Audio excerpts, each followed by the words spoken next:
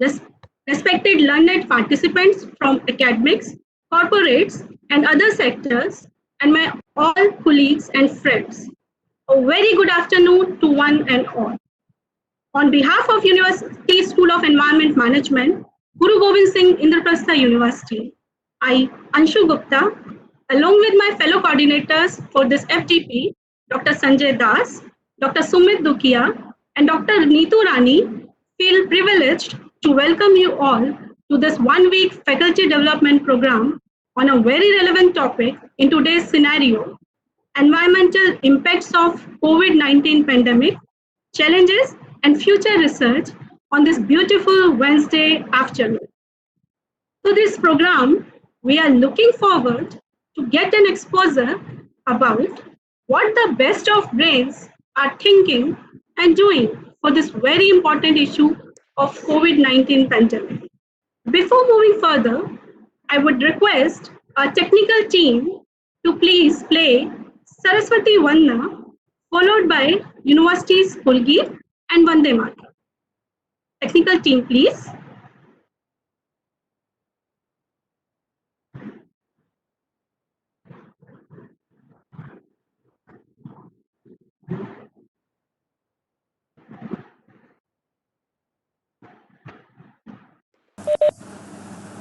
Anchal?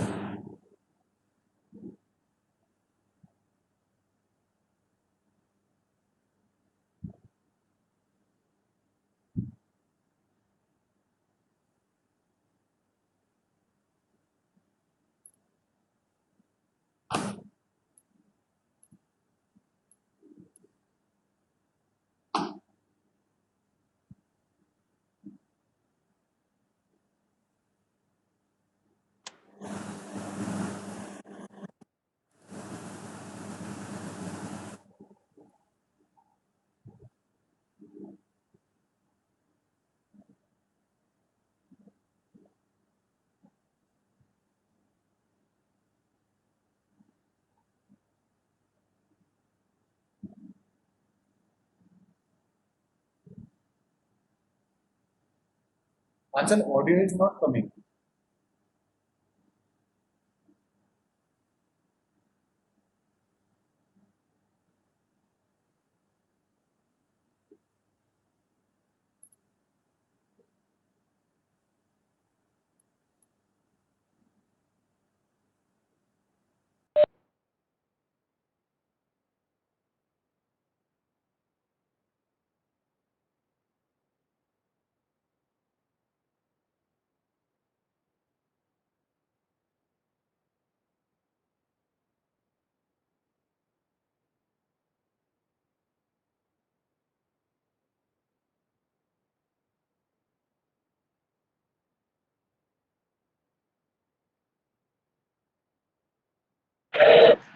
Yes, very sorry for this technical issue.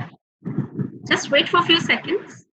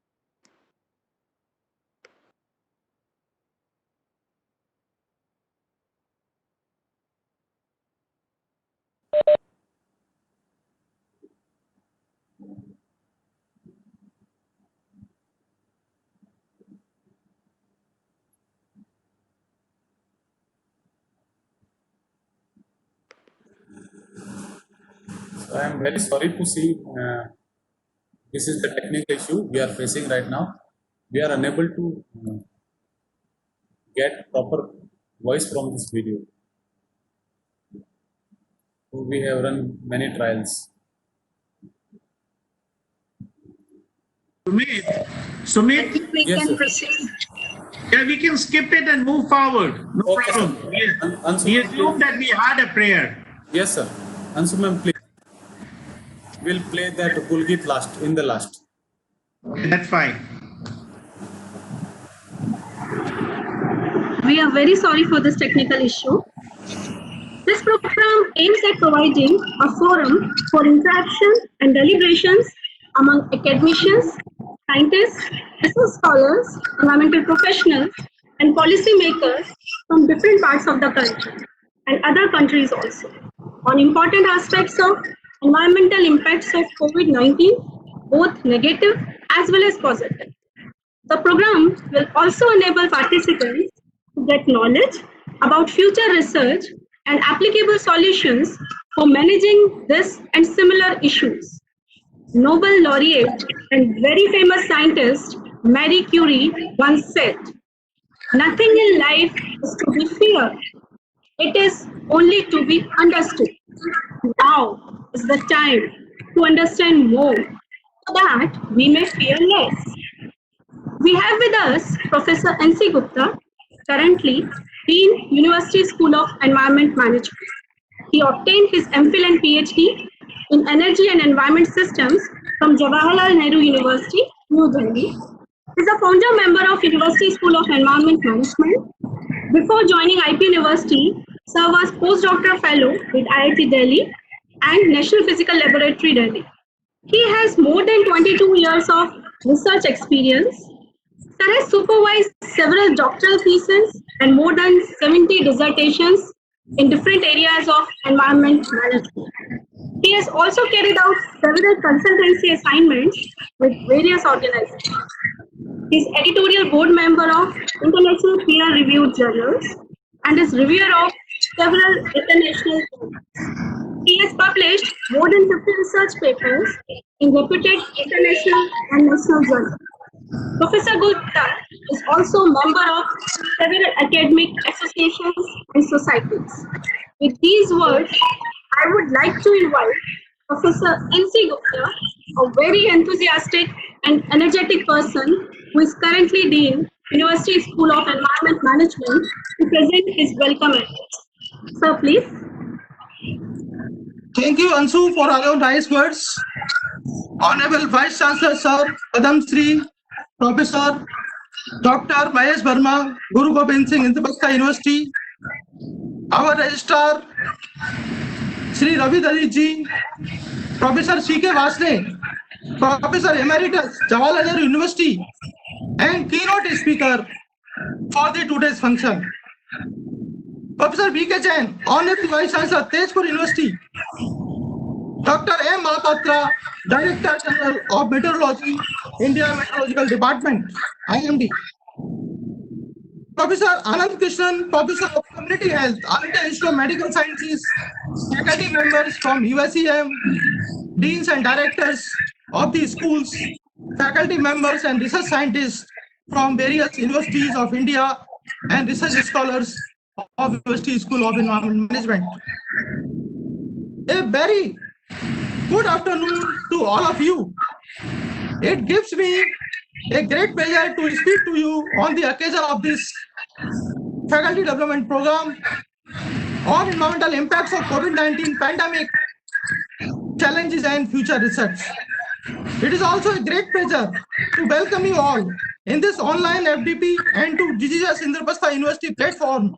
This FDP is a humble effort by USEM towards bringing faculty, researchers, policymakers of matching interests on one platform.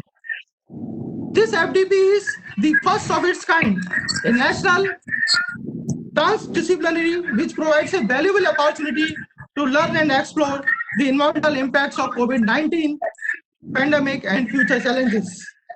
Environmental science is a broad discipline which encompasses and ensures the acquisition of necessary skills and knowledge to deal with biogeophysical and socio-economic issues facing humanity today.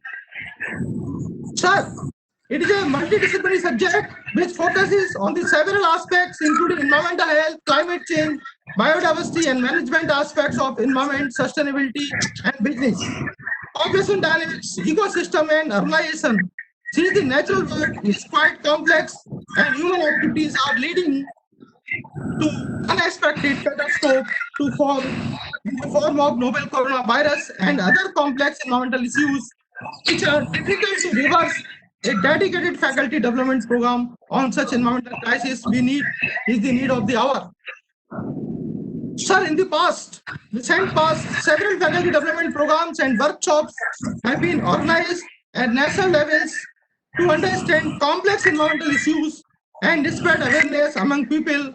But this program is unique in the sense that it also encompasses the present crisis in environmental issues with an aspiration to imbibe the essence of such environmental campaigns to its fullest and to inculcate a keen desire to keep our planet green, clean, and healthy. University School of Environment Management, Indraprastha University keeps forth its step to organize faculty development program in digital online mode. Lectures will be shared with the participant to enhance their teaching learning process gradually and to inculcate this knowledge in budding as well as to enhance the research skills of faculty.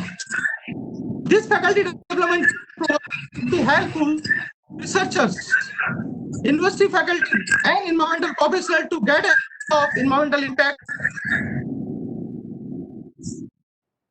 and possible research solutions to combat this problem. Faculty may get new research problems to work upon, or it might be helpful to them to modify their current research plans according to the need of our or feasibility during this pandemic. This faculty development program is aimed at providing a forum for interaction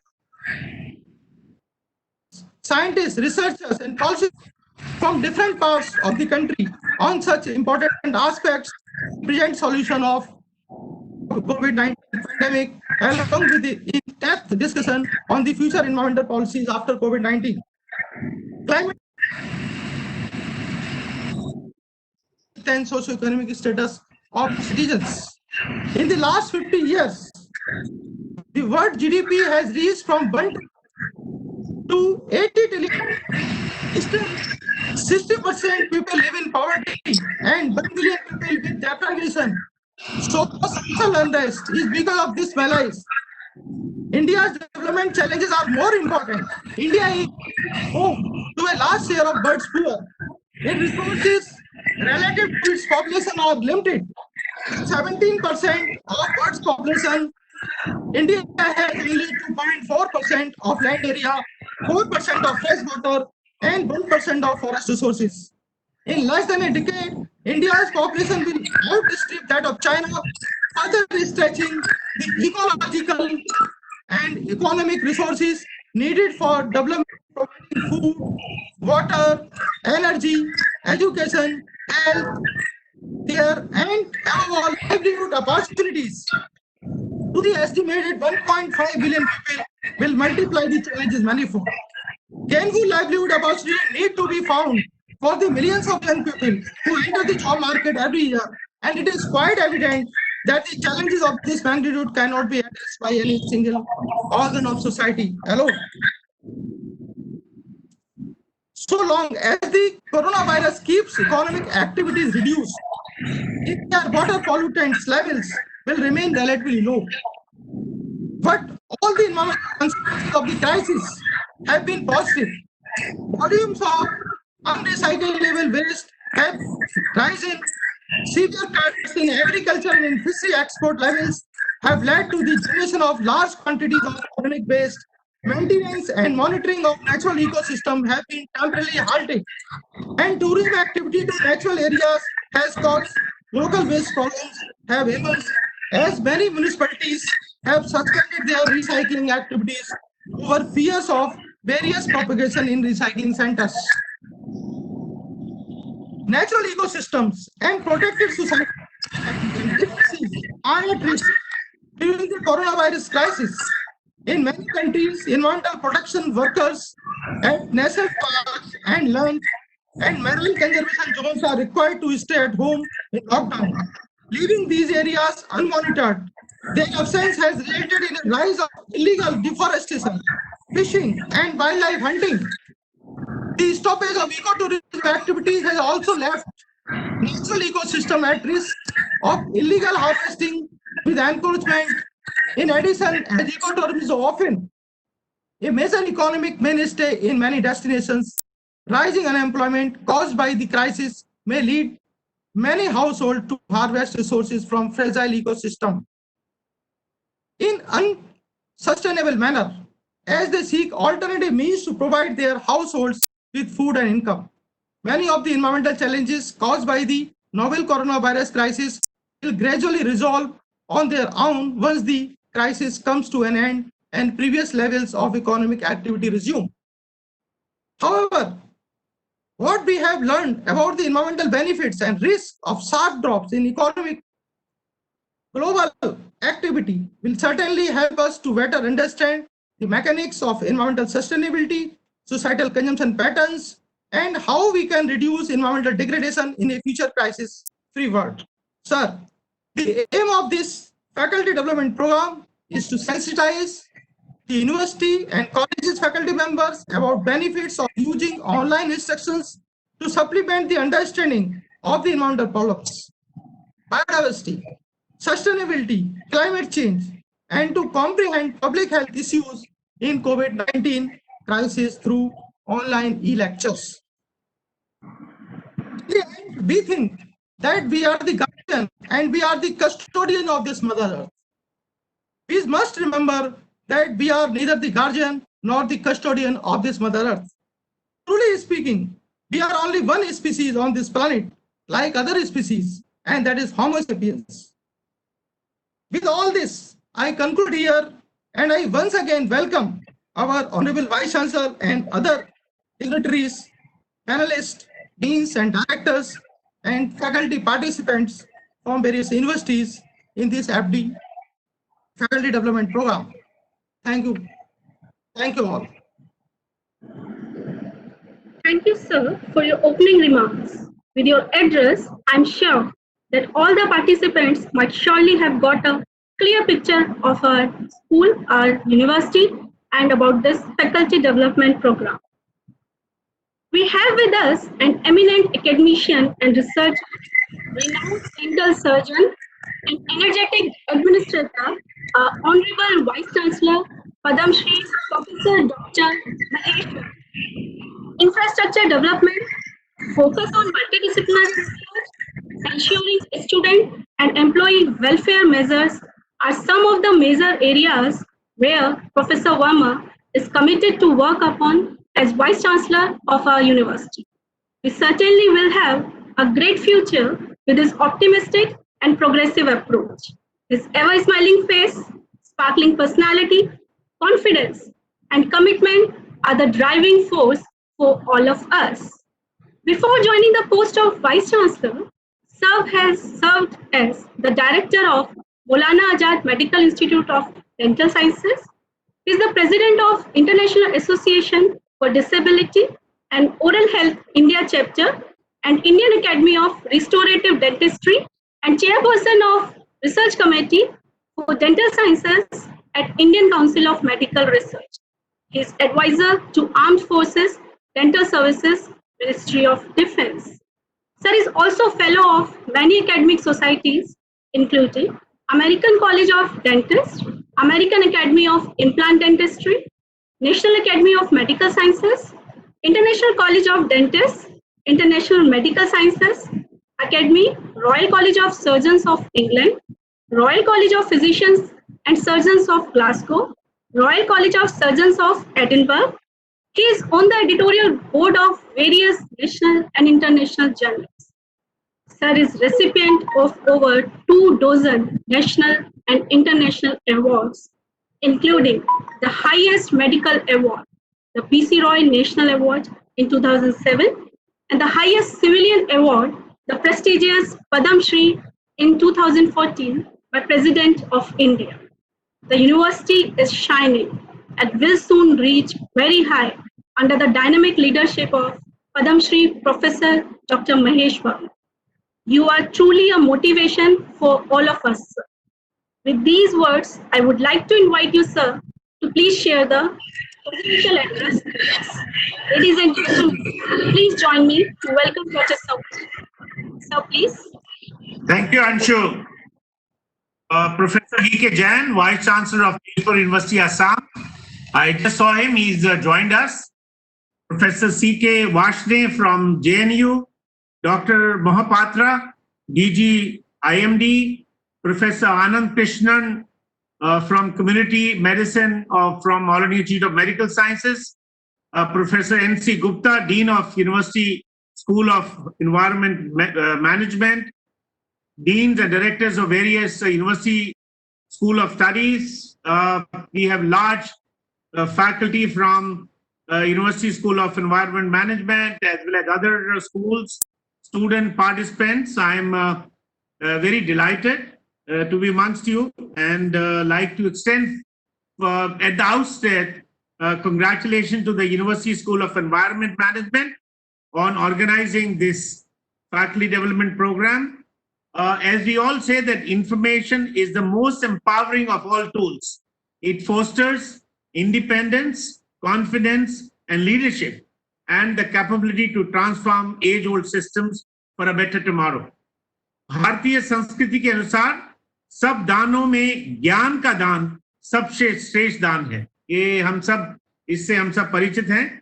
Sharing knowledge is a noble act, and through this FDP, I hope we will acquire new information, new knowledge, and I think the most importantly, a new perspective, because we have so many luminaries here during this week-long FDP, and everybody has their own perspective, own mindset, own way of looking things, and it's such a great pleasure to listen to all of them and draw a lot of information from each of them. The past 3 months have been a living example of how species adapt in the face of challenges. And our Professor N.C. Gupta did talk about Homo sapiens, the human beings.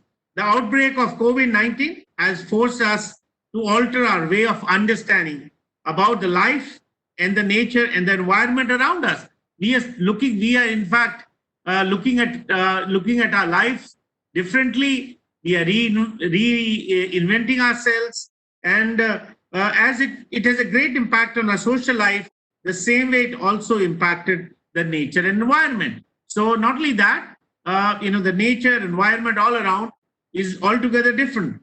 और कहते हैं कि बदलाव ही जीवन का सार है, जहां बदलाव ना हो वहां जीवन नहीं हो सकता. तो जीवन और बदलाव जो हैं वो साथ साथ चलते हैं. It is not the strongest or the most intelligent species that survives, but the ones that is most adaptable to change. And that was what was said, in the olden time. And in any change, there are 3 stages of adapting any crisis. The stage 1 is when we are in a denial of the seriousness of the crisis. When lockdown started, we took it altogether differently. Slowly, as the reality sinks in and we start to feel horrible about the condition of our world, we feel lost during this transition, and when we are able to work through our anxiety, we enter the stage 2. So the moment we start getting worried, we are into the stage 2. In the stage 2, we accept the challenge. Our minds and bodies adjust to our new surroundings. Given the time, the brain readjusts to the crisis.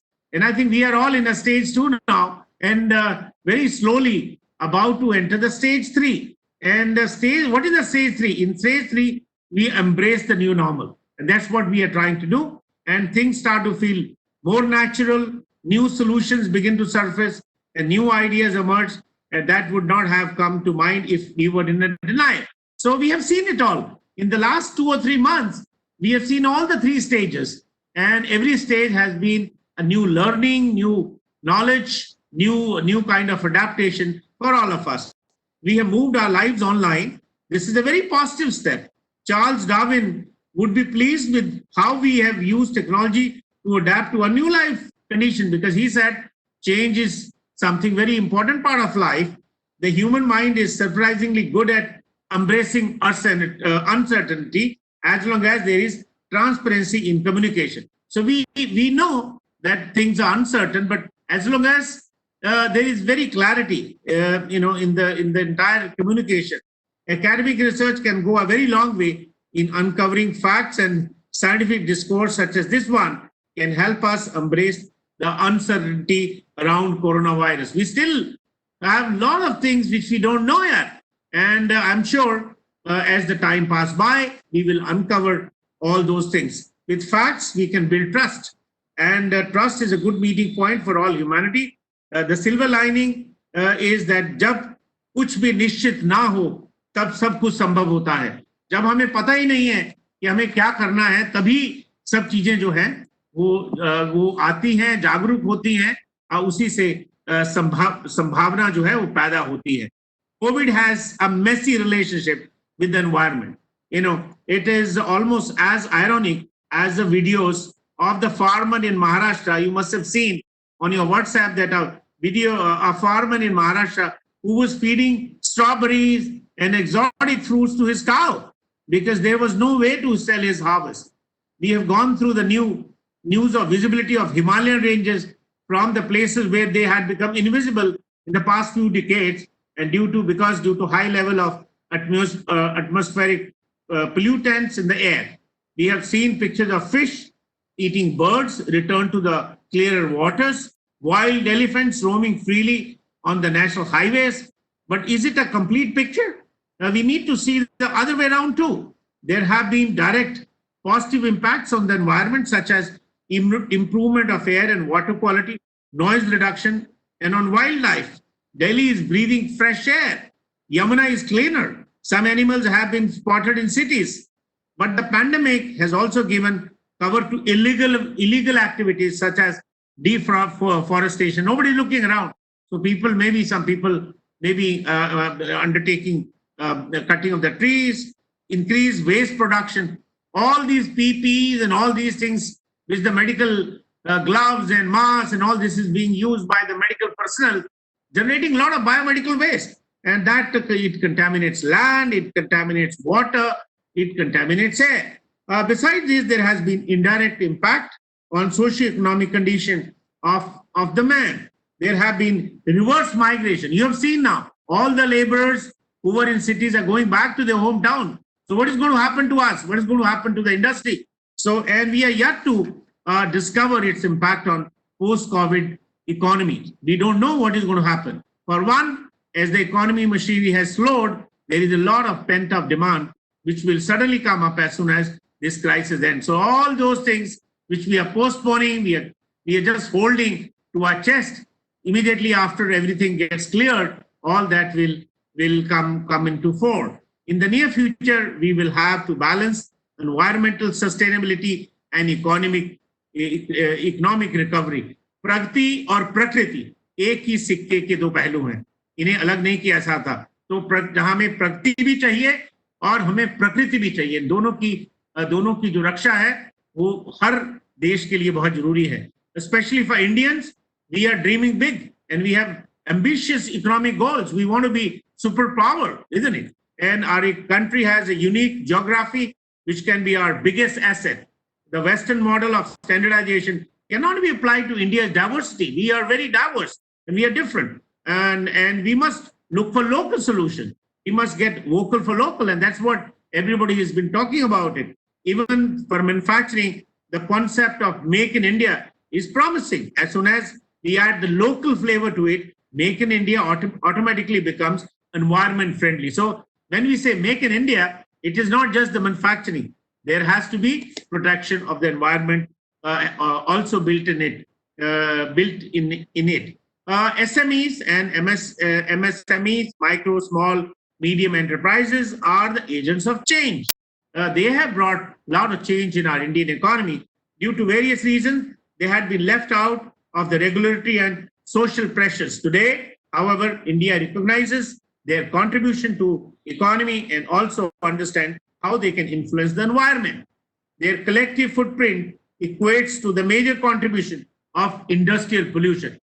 At one side, we want them. On the other side, they are one of the biggest culprit in bringing about industrial pollution. When we think green manufacturing, we cannot lay enough emphasis on SMEs. So कहते हैं कि बूंद बूंद से सागर बनता है, and every little effort is a contribution. So when we have all these enterprises, small, micro, medium enterprises, I think every enterprise have to do their bit and they have to contribute, and that's how it is going to make a big impact. We have to learn how to harness technology without being disconnected from nature. Yes, technology is needed, but we cannot afford any disconnect from the nature. If we could employ nature's technology for our benefit, we would truly achieve the next stage in our evolution. We must understand one thing clearly, that we have to mend our ways according to the nature. Whatever nature wants, we have to mend ourselves accordingly. The whole pandemic tells us, even now we don't understand it. We are posing a great threat to survival of our own race. Last but not the least, a healthy ecosystem, as Professor N.C. Gupta also talked about, is a foundation for sustainable economic growth and a stable societal well-being. The sooner we realize that, the sooner we can come together and heal not only the planet, but human being too. I hope this FDP will give you the intellectual stimulus you need and provide you with insight on the impacts of COVID-19. I wish the participants all the very best.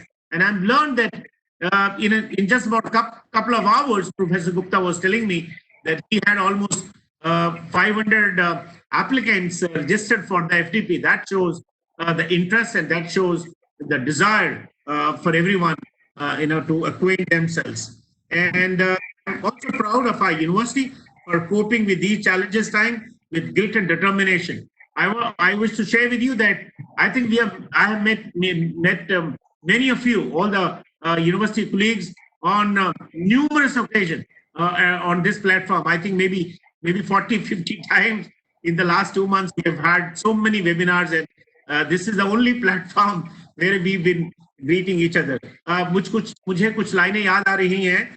इस विश्व प्रहार में किसको नहीं बहना पड़ा, सुख दुख हमारी ही तरह किसको नहीं सहना पड़ा. Everybody has to go through it. फिर व्यर्थ क्यों कहता फिरूं, मुझ पर विधाता वाम है, चलना हमारा काम है. तो हम then why do we just crib about it? I think let's because we are destined to move, so let's move ahead. तो आगे बढ़ते रहे, कहते रहे, नई मंजिलों की तरफ नए कदम हम उठाते रहे. I wish to take this opportunity to congratulate Professor N.C. Gupta, Dean of University School of Environment Management, and the coordinators, Dr. Anshu Gupta, Dr. Sanjay Das, Dr. Sumit Dukia, Dr. Neetu Rani, and all the senior faculty colleagues in the school, Professor Amarjeet, Professor Rita Singh, Professor Bhattacharya, Professor Anubhav Pashi, Dr. Diksha Katyal, Professor Varun Joshi, and I can see some of them logged in, others, and all the others. I'm not taking everybody's name, for their multiple endeavors around the year, not only during the pandemic, but they have been active all along and especially arranging this 1 week FTP. Appreciations to all our guests, honored guests, resource persons, and keynote speakers, especially Professor Jain from Tejpur, Professor Varshney, Dr. Mohapatra, Professor Anand, Krishnan, for their valuable time and inputs to make this webinar truly enchanting for all of us. Thank you. Dhanyavad. Thank you very much, sir, for your dynamic speech. Your words and energetic personality are true inspiration to keep ourselves motivated and to the best for our university. I'm sure with your guidance, we will take this university on heights. Our next speaker needs no introduction. A very famous personality in environmental field.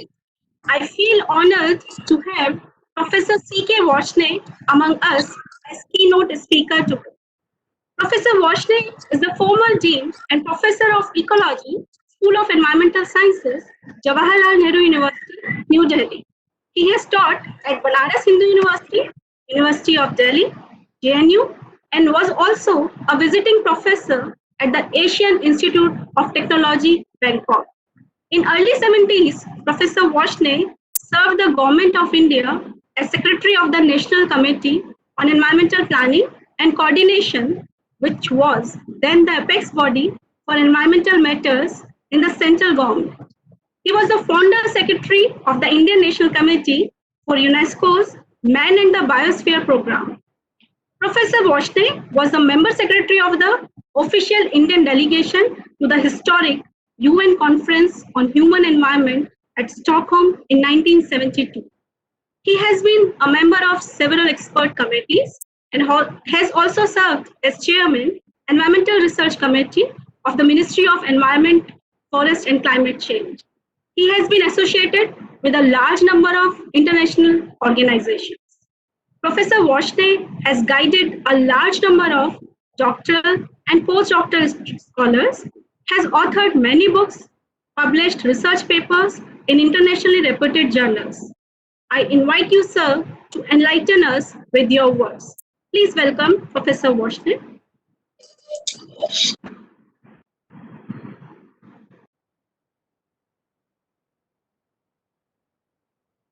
It's a great pleasure for me to be invited to this webinar. I also wish to give my regards to the other panelists, Professor Jain, Professor Krishnan, Professor Mohapatra, and also to Dr. MC and Professor MC Gupta, who has done a great job in organizing this meeting. It's a matter of great satisfaction that the coronavirus has brought us together through distance, but then on a common understanding of the problems that it has thrown and the challenges that it is posing. Now, one thing becomes very clear by this crisis that we are seeing, that most of the existing norms have been thrown to the wind.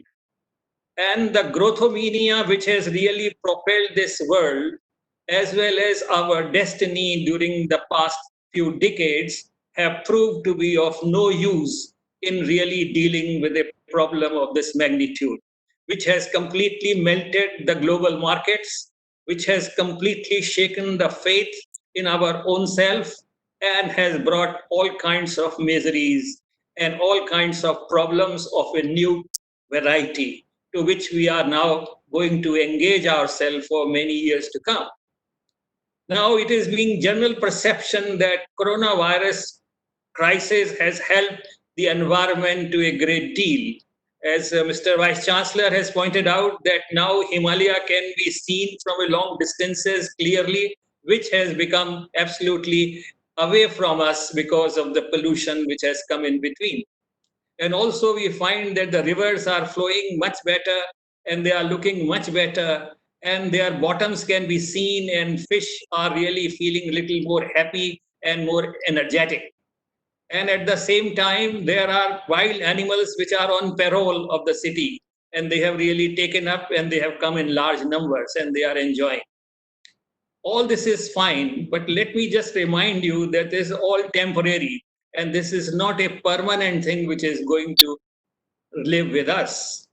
The challenge is that how we can really maintain this quality of good environment, which not only we are enjoying by sitting at home and trying to really kill the time that we have because of we are now in lockdown, but also the animals are also enjoying. The chirping of the bird you can see much louder, much clearer. The skies are becoming brighter, and the stars and your communication with them has become greatly enchanting. Now, all these things are fine and we are liking it after long decades. All this is refreshing. But let me assure you, this is not a guarantee that post-lockdown, I cannot talk post-COVID because COVID is going to be part of us, as Mr. Vice Chancellor has already reminded us. Now we have to learn to live with this kind of a problem. But there are few lessons that we can draw what has happened to us during the past 4 or 5 months. Number one, that everything is interconnected. Today we see that because of this biological organism, we find that it is the economy, we find it is geopolitics, we find that it is the human life, we find the wildlife. They are all interconnected. They are not separate as we have been treating them thus far. So I think this is one of the greatest lessons, that we are all part of an ecosystem and all are interconnected. And this is what the British commoner has said long time ago, that everything is interconnected and everything has to be respected. जहां सुई का काम होता है वहां तलवार से काम नहीं चल सकता है.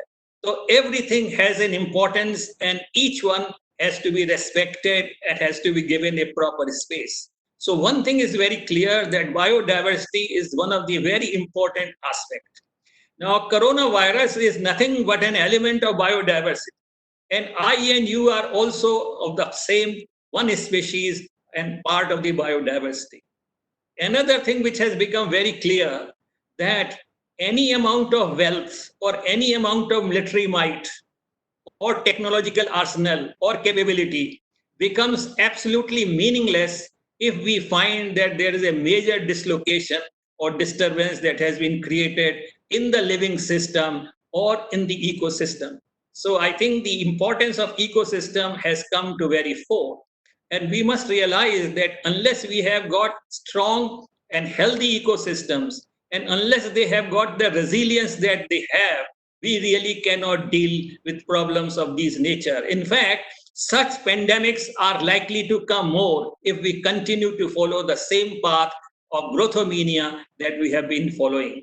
So one thing is very clear also, that there is nothing that can happen without drawing profusely from the environment.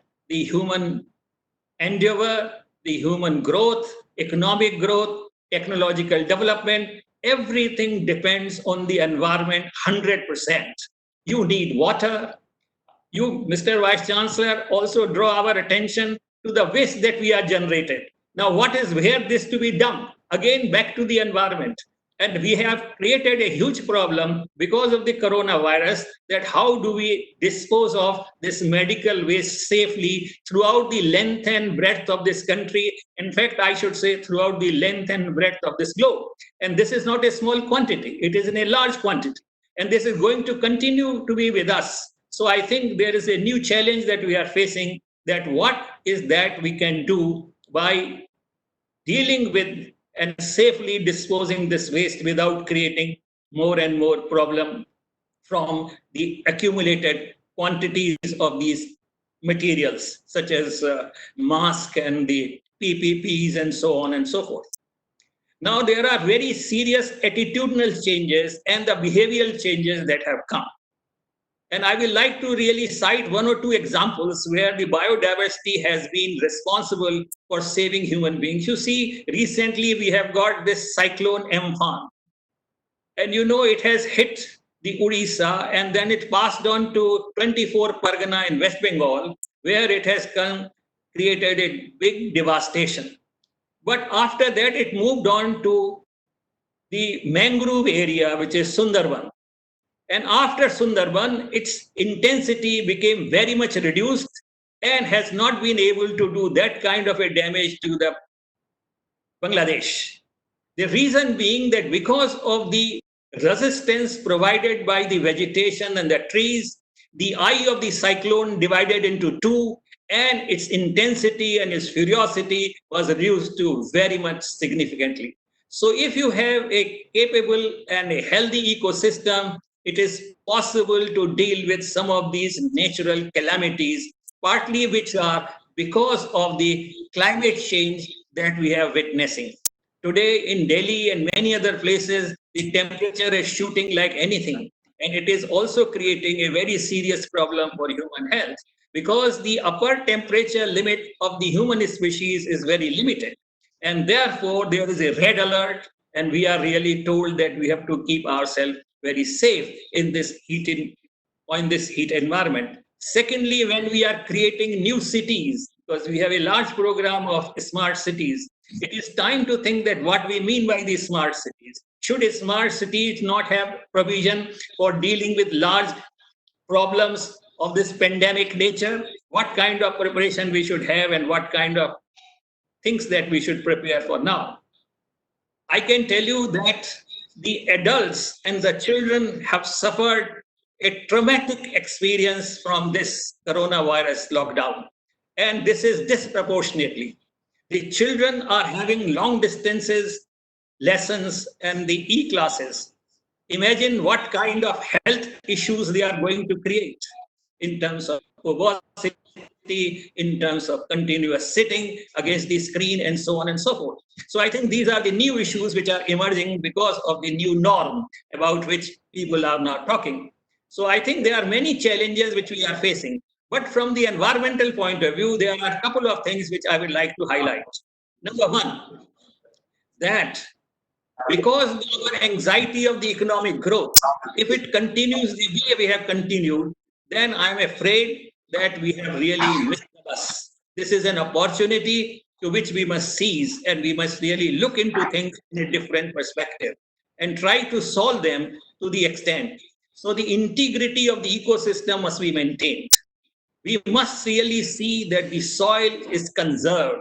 We must see that our landscape is fully vegetated, and the tapestry of the vegetation must be healthy so that it really retains the moisture, it retains the water, prevents the flooding, because very soon rains are going to come. This year we are lucky that we have been told that we are going to have a normal monsoon rather than the monsoon is predated. That is good. Last year also monsoon was delayed, withdrawal date was very much exceeded, and as a result, today, luckily, our reservoirs have much larger quantities of water than what was available a year before. But this favorable situation will never continue, is a no guarantee, because past records do show that there are areas and there are years when we have difficulty with the monsoon because of the various monsoon phenomena that we observe in the mid-Pacific. So I think because of these considerations, we have to be very prepared for our water. Water is going to be our next nemesis, because unless we have water and unless we have water of high good quality, the question of good health and the question of healthy ecosystems is not going to be with us. Now, I would like to draw a couple of things about which very little has been said, but which is a fact and which we are witnessing.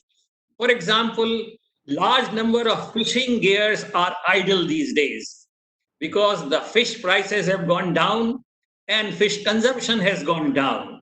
And as a result, there is a large amount of fish which is now filling our oceans. And a very large explosion of the fish is really recorded at many places. During these 3 months, now, how this biodiversity and overshooting of the fish growth is going to take place is something that we have to study and find out that what this means to us. Second thing that has happened, and which is very vivid and which is very, very saddening, is that meat consumption has gone down. And as a result, piggeries are suffering a great deal, and large number of piglets as well as adult pigs are being drowned and being killed in mercilessly. Now that is something which is very bad that we are witnessing. So I think large number of animal farming, be of pigs, be of birds or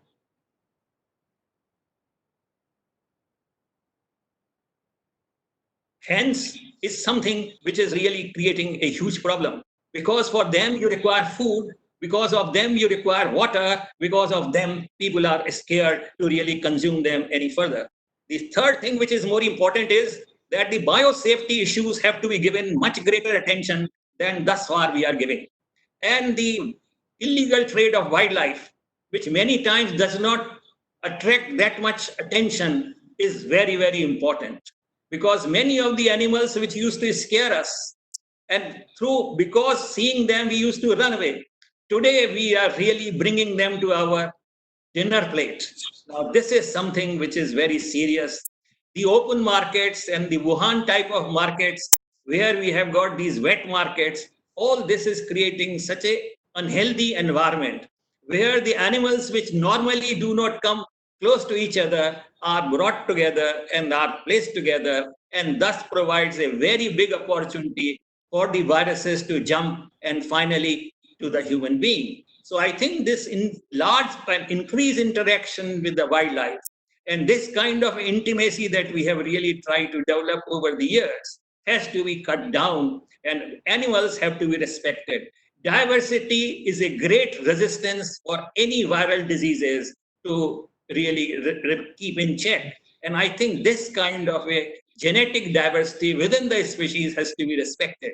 But because of the commercial agriculture and commercial growth of the animals for human consumption has really created a same genome and the same genome individuals and large population of them, which is going to create a very serious problem. So I think these are some of the lessons that we have learned.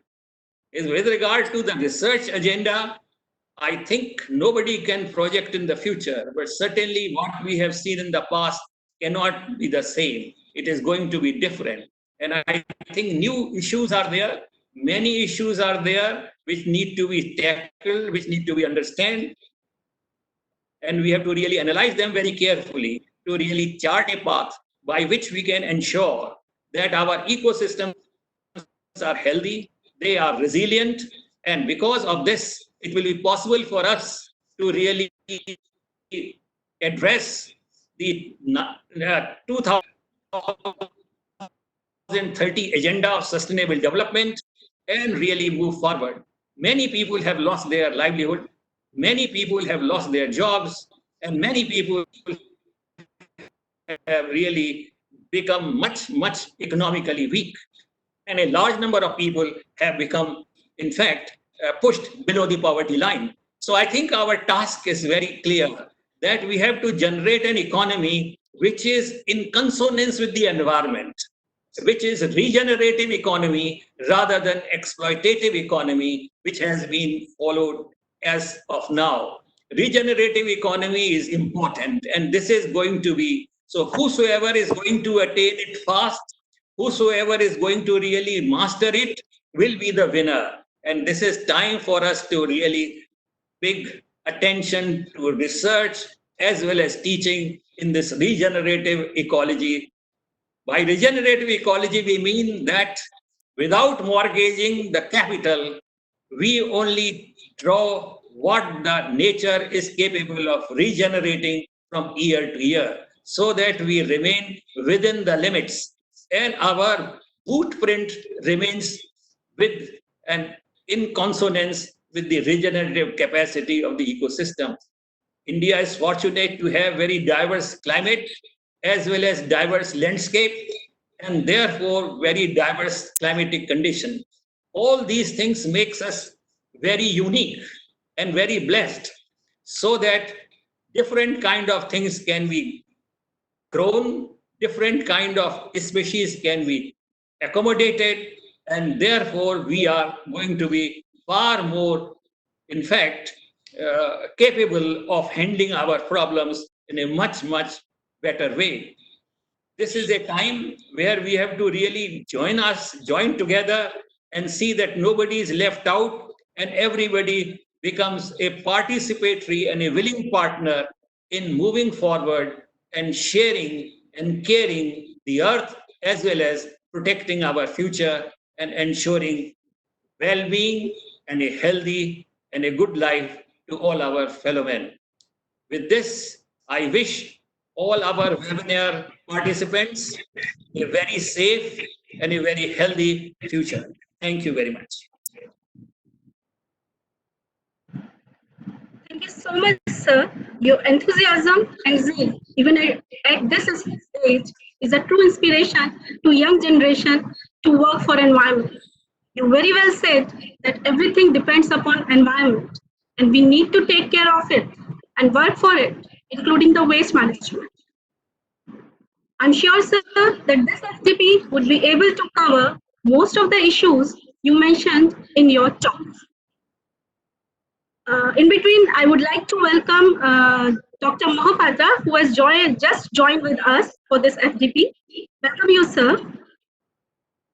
Today we are happy to have with us Professor V.K. Jain as guest of honor, who is currently Honorable Vice Chancellor of Tejpur University, Assam. Before joining Tejpur University,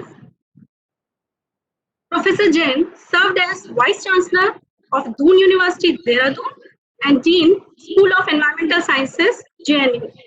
He has served as a scientist in the Department of Physics, Indian Institute of Technology, New Delhi, before beginning his journey as an academician in JNU.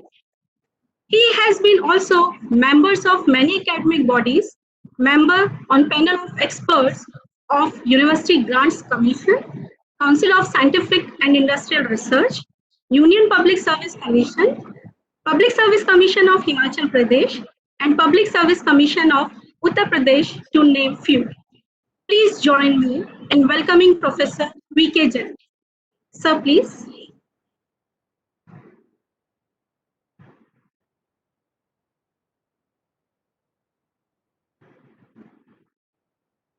Professor V.K. Jain. Sir, please unmute yourself.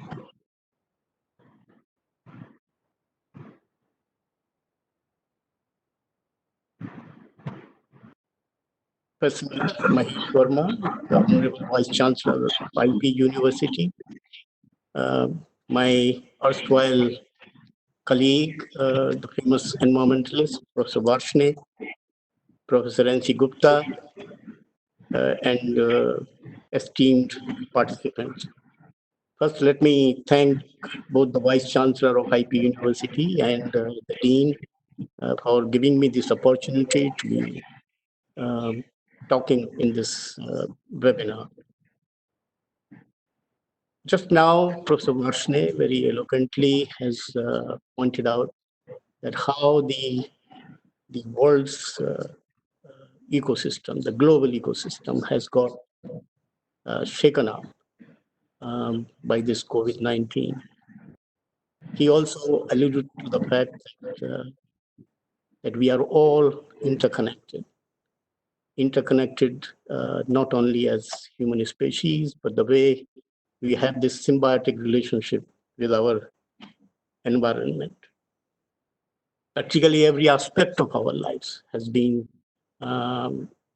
impacted, whether it is health, whether it is all kinds of sectors of economy, agriculture, transport, and what have you. And as we grapple with the current situation and stare at a very sort of uncertain future, the governments world over are putting in place measures to deal with this pandemic. But the most obvious thing, which is so apparent, is that there has been a considerable improvement in the environment, whether it is your air or water or the the waste situation, the noise. So practically in all the components of the ecosystem, there has been a significant improvement in the quality of the environment. Well, that is the flip side of the current situation. But to some of the practicing environmental science people, this pandemic has also given a huge or afforded a huge opportunity to do some very meaningful experiments. For a start, it has provided us some kind of reference data now. So whatever parameters there are which characterize your air or water and noise and what have you, this is going to serve probably as a reference data when there was minimal human activity in the world. And as gradually these lockdown regulations would ease, so then the various parameters which actually characterize all kinds of human activity, whether it's to do with traffic, whether it is to do with the industry, you could carry out some very meaningful modeling studies. because you will have the data on the parameters which characterize human activity. We will also have the data on the environmental parameters. So this, to my mind, is a good opportunity for all the people who are working in the field of environmental science, and especially the ones who are doing these modeling studies. May I also just mention, some of the findings of the recent studies which people have carried out. And one study has indicated that the carbon emissions in the last couple of months or maybe a month has gone down significantly. The global emissions have gone down by 7.6%. Now that is a huge reduction in the CO2 emissions. Hello. Whereas if you look at the Paris agreement, and there is a general belief that from now up until 2030, you would require a reduction of something like 7%. Now that may not be sustainable. This reduction may not be sustainable in due course of time, as the various systems of your economy would limp back to normalcy. But then it does give you a indication as to, if there is a lockdown in a particular sector or in a particular area or in a particular region or in a particular location, what impact it would have on your CO2 emissions. So this is something which is pretty instructive for us. There is another study which has been sort of published very recently by this IIT Kanpur group, and it does suggest that the air quality, especially the NO2 and the carbon monoxide, not so much carbon monoxide, but certainly there has been a huge reduction in the concentration of the oxides of nitrogen. And so is the case with the aerosol concentration, which is measured in terms of the aerosol optical depth. Actually, this IIT Kanpur group has used the satellite data to get to these results, that there has been a significant reduction in the emissions of NO2, CO, the SPM, and so on. But apart from that, there is another very important inference from this study, and that is that the absolute humidity is going to be in the range of 4 to 9 grams per meter cube, and that's going to be very conducive for this COVID-19, for the spread of this COVID-19. So this is a pretty scary projection in this work of IIT Kanpur. Let me also mention a little about the possible research areas which the environmental scientists or the faculty could work in. If you look at the Sustainable Development Goals, there are 17 of them. Most of you are aware of it. And beginning with, let's say, something like quality education. As you all know, the education has been hugely impacted. Zero hunger and no poverty, responsible consumption and production, industry, innovation, and infrastructure. You look at every single sustainable development goal, it is going to be impacted in very significantly by this COVID-19 pandemic. And I think each one of us who has a certain specialization or the competency in a particular discipline, we could take up these research themes, the impact of COVID-19 on any of these sustainable development goals. And finally, since I myself have been involved, and some of you, I'm sure, have been involved in the monitoring and modeling of aerosols. There is a opportunity also here to look at the spread of COVID-19 as a result of the dispersion of the aerosols.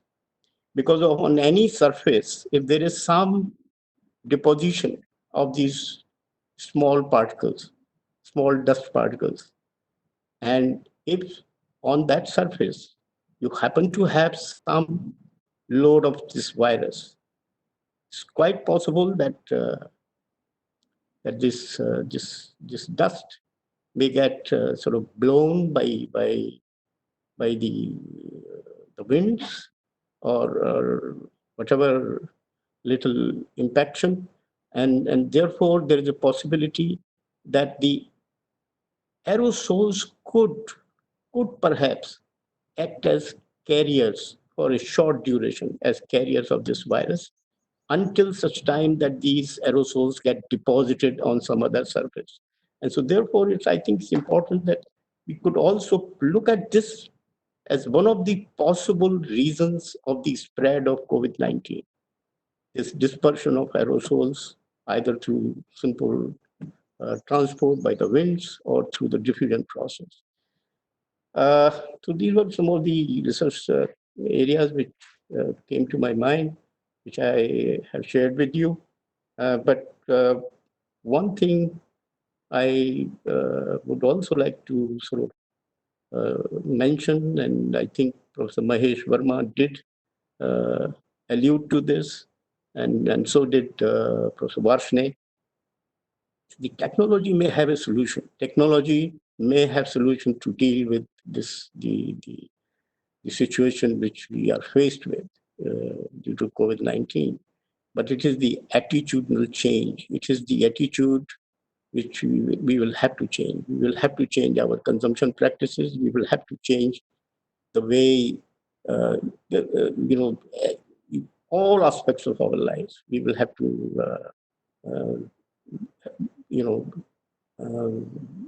find ways, how to still perform the tasks which we need to perform, but without damaging the environment, without running the risk of this COVID-19, without getting affected by the COVID-19.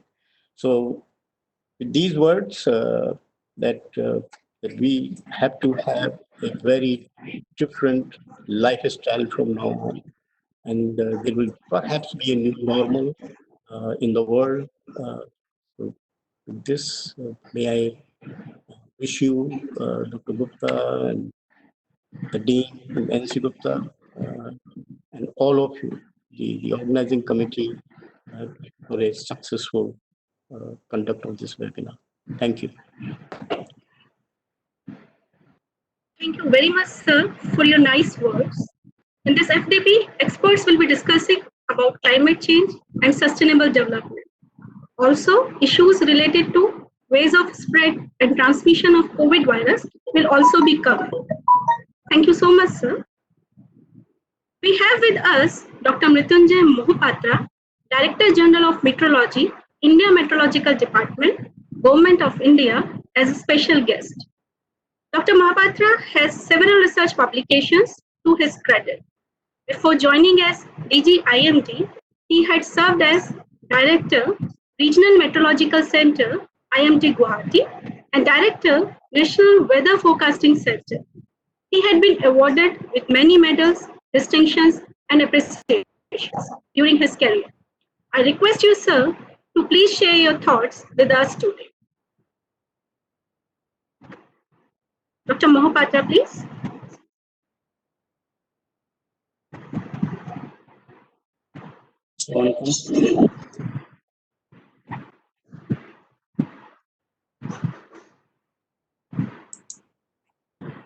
Audio. Okay, sir. Can I hear? Okay. Yes, sir. Audio is coming. Yes, sir. Thank you. Am I audible? Yes, sir. Okay.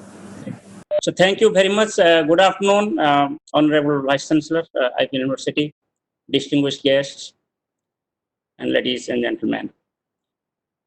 At the outset, I express my gratitude to Vice Chancellor and the entire team for inviting me to participate in this conference. This conference is very timely, and it is involved with each human being. The objective is quite clear. I hope the outcome of this conference will help further to improve our strategy to address all the issues related with environment. When we say environment, it is anything around us. So it includes earth, ocean, atmosphere,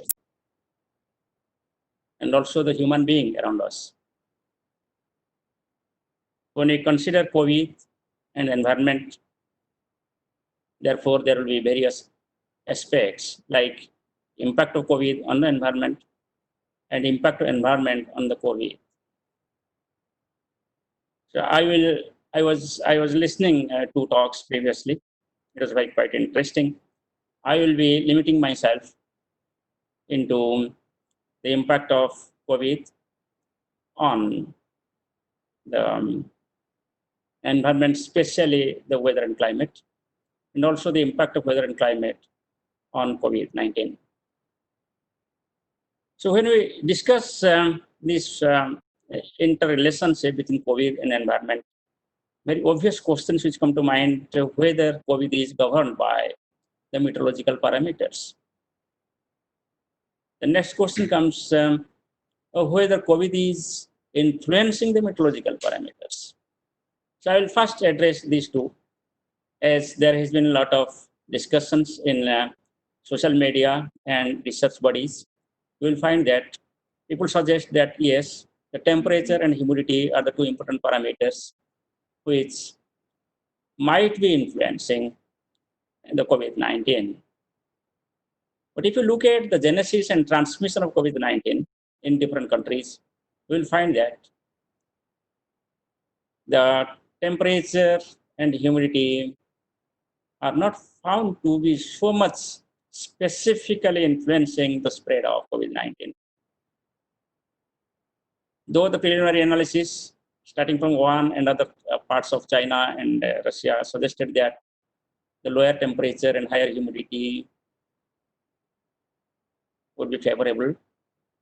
But considering the state of India and South Asia, you will find that still it is increasing, even though the temperature has gone up and we have got the heat wave conditions.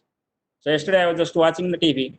Within 24 hours, there has been reported cases of 6,500 in the country, whereas we have got one of the worst heat wave conditions in the country. We got very high temperature. There was record-breaking temperature, you can say, in certain places yesterday, but still we could find out the spread of COVID-19. So I just want to bring out the point that maybe the genesis of COVID-19 would have been influenced by the weather parameters like temperature and humidity, etc. But the transmission over Indian scenario is least related to the temperatures and humidity, because mostly the COVID-19 is being transmitted through human transmission. So therefore, I or many have observed so far that meteorological parameters might not be influencing the spread of COVID-19 in the country. But at the same time, the progress is going on to examine various characteristics of COVID-19 vis-a-vis the weather parameters. There are different studies, and there has been one group in Ministry of Earth Sciences to analyze this relationship also. But some clear understanding has not come up, just like from different parts of the country.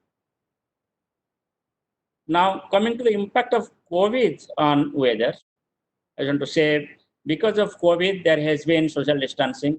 There has been completely lockdown in different parts of the world. In India also, there has been lockdown. As a matter of fact, the socio-economic activity has been impacted, and hence the activities related to weather monitoring, predictions, warning services in different parts of the globe has been affected to some extent. Some are to large extent, some are to small extent. If you want to examine the process by which COVID is affecting the weather and climate informations, then we should have some basic knowledge about how the weather and climate are monitored. We started weather and climate monitoring with the establishment of various types of observatories. And these observatories are manned observatories. And gradually we shifted from manned observatories to unmanned observatories with the establishment of automated weather stations. So therefore, wherever you have got automated weather stations, you don't need any human interventions. The observations are automatically recorded by different types of meteorological sensors, and they are disseminated and collected at a certain place. So this automation has helped the non-interruption of weather information collection from different parts of the country. At the same time, wherever you have got the manned observatories, we have got around 559 manned observatories.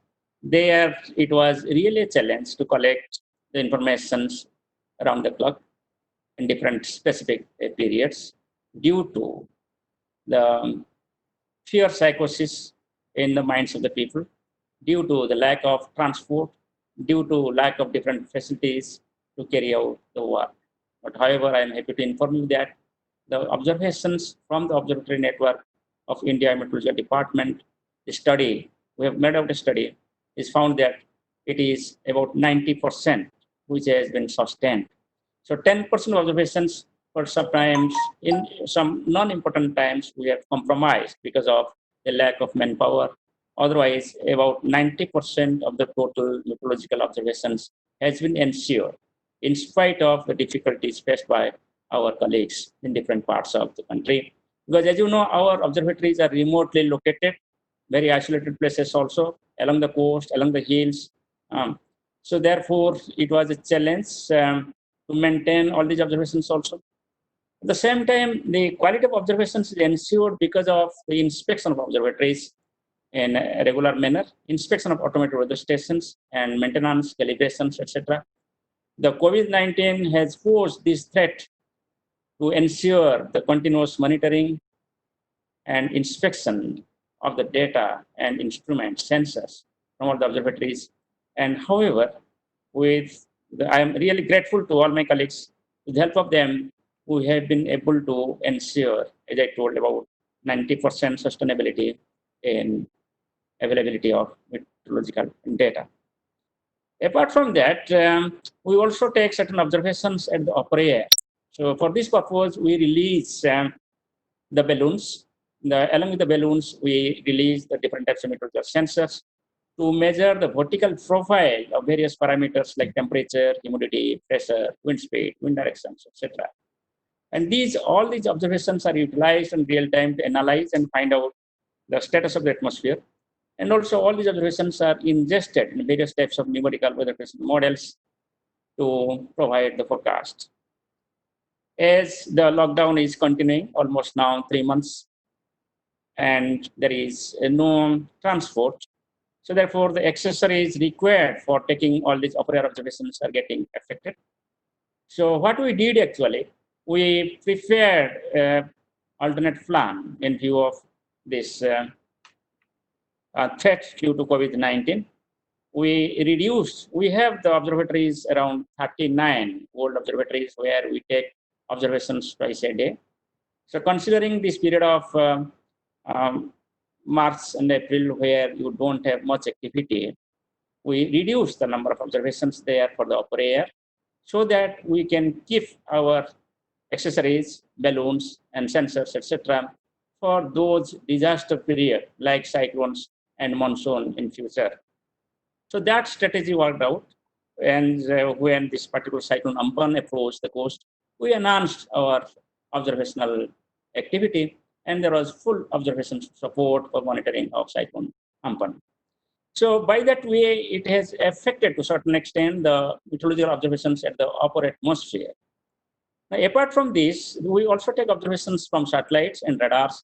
As these observations are almost automated, these observations are least affected by the threat of COVID-19. Another component of observations comes from the aircrafts. The aircrafts, while passing from one destination to the other destination, they collect the en route weather informations in terms of temperature, pressure, wind speed, wind direction, humidity, etc. And all these en route weather informations are coded and collected by the meteorological offices around the globe. And these meteorological office informations, they further transmit to forecasting offices and the modeling group. Now, if you look at, because of the COVID-19, from March onwards, there has been stoppage of the flights. So because of the stoppage of the flights around the globe, there has been scarcity of this information from the aircraft-based observations. So aircraft-based observations as a globe, if you just consider, about 80%, you can say, has been affected because of COVID-19. Now you may ask, what is its impact on monitoring and forecasting? We have, World Meteorological Organization has carried out a study, and they have found that the absence of aircraft observations, which are taken at a height of about 10 to 12 kilometers, because these are all jet flights, this absence of these aircraft observations has resulted in deterioration of forecast by 10 to 15%. But this forecast deterioration is not happening in the surface. This is happening at the upper atmosphere. Since there is no flights at present, therefore the upper atmosphere forecast deterioration is not affecting so much. But however, still there are cargo flights, there are certain unscheduled flights, there are certain VIP flights. So for all these flights, might be there could have been some decrease in forecast accuracy of the parameters provided by the different countries. Now, considering Indian scenario, yes, in Indian scenario also there is no flight and we don't have any aircraft observations.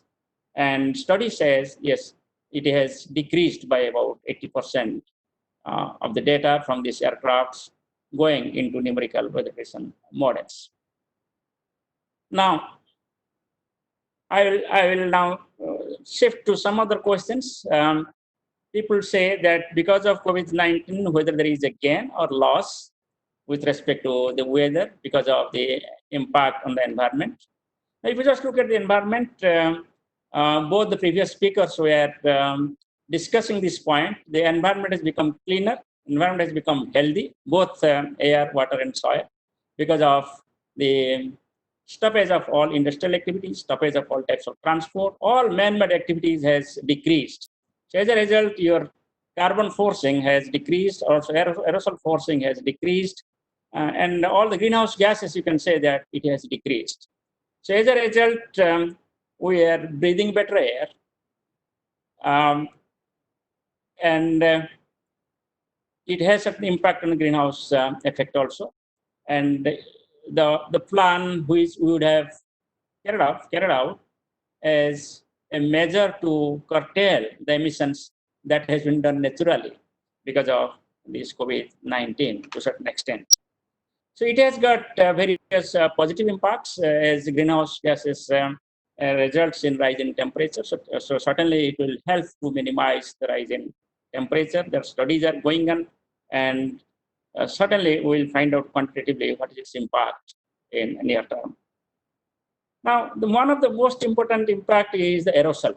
The aerosols have, if you say just like aerosol optical depth, a previous speaker was talking about, the man-made aerosols which are being ejected into the atmosphere, that has decreased. Now, the weather phenomena depends on aerosols also, especially the clouds. There is a very good interaction between the cloud particles and aerosols. The cloud formation or the rainfall depends upon the hygroscopic aerosols, the hygroscopic nuclei. So those aerosols which can absorb or which can attract the water vapors so that it can increase in size and hence it can cause rainfall. So, so there could be certain expectations that this decrease in aerosol, whether it has got certain impact on the isolated thunderstorm activity or large-scale thunderstorm activity which is occurring in the country or somewhere in the world, or otherwise whether it will have certain impact on the monsoons. I will say that the studies are very immature at present. I cannot tell you conclusively whether there is any direct impact of aerosols on the convective thunderstorm activity or cyclones or the monsoon associated aerosol activities. But one thing is clear, I will tell you, aerosol is just one of the many parameters contributing towards development of the convective clouds and its impact in terms of rainfall, etc. Considering the large-scale forces like cyclones, etc. So it may not have any large-scale impact, aerosol may not have large-scale impact, but still, I will reserve my comments on this as we are yet to get certain studies which will clearly say what is the contribution of the aerosol and what is its impact during COVID-19 in terms of thunderstorms or rainfall, etc. But one point is very clear that the aerosol loading has decreased because of this COVID-19. Now, if you look at the cyclone Amphan, which was a larger threat compared to COVID, I will say, but it was a double disaster situation because both have occurred at the same time. It was a new phenomena for the country. We have to simultaneously face both the disasters, COVID and Amphan. And finally, with all the supports and contribution from various agencies of Ministry of Arts and Sciences, we worked together, and IMD predicted all types of forecasts and advisories to all the stakeholders, including central and state government agencies, starting from 13th, while Amphan crossed the coast on 20th. And forecast accuracy was quite good. It was almost zero error before 72 hours in terms of the landfall point and time. And it had also very specific information with respect to occurrence of rainfall, wind, and tidal waves at district level. So therefore, it enabled the disaster managers, and I am really grateful to all our disaster managers at state and central level. Despite the threat to COVID-19, all worked together, and the response was overwhelming, and hence the management has been a historical achievement. It has been appreciated worldwide, and it will be a record in view of the COVID-19. So really, it was challenging for India Meteorological Department to manage the cyclone Amphan because of the COVID-19 scenario. One of the challenges was the sparsity of data prior to that and different corners of the globe. But fortunately, we had sufficient data from the ocean because all our meteorological buoys are automated, and the ships, whatever we have kept along the coast, they are also unaffected. So therefore, the observations which are coming directly from all these buoys with the remote sensing, and also the observations which are coming from satellites and radars, that helped. The technology is key to success. The Amphan cyclone and the weather and climate during this COVID period has given us a lot of lessons. So one of the most important lessons is that we have to cope up with the changing environment. We have to change our behavior. We have to change our approach towards the various types of environmental monitoring and prediction techniques. We have to go from manual to automated processes. We have to go from analog to digital processes. We have to go for a system where we can interact not physically, but through different types of online systems. So it has demonstrated the capability of India Meteorology Department, also country as a whole, that we can also adapt the new technologies in view of the challenges in COVID-19. So there are many research issues which have come up from COVID-19 scenario.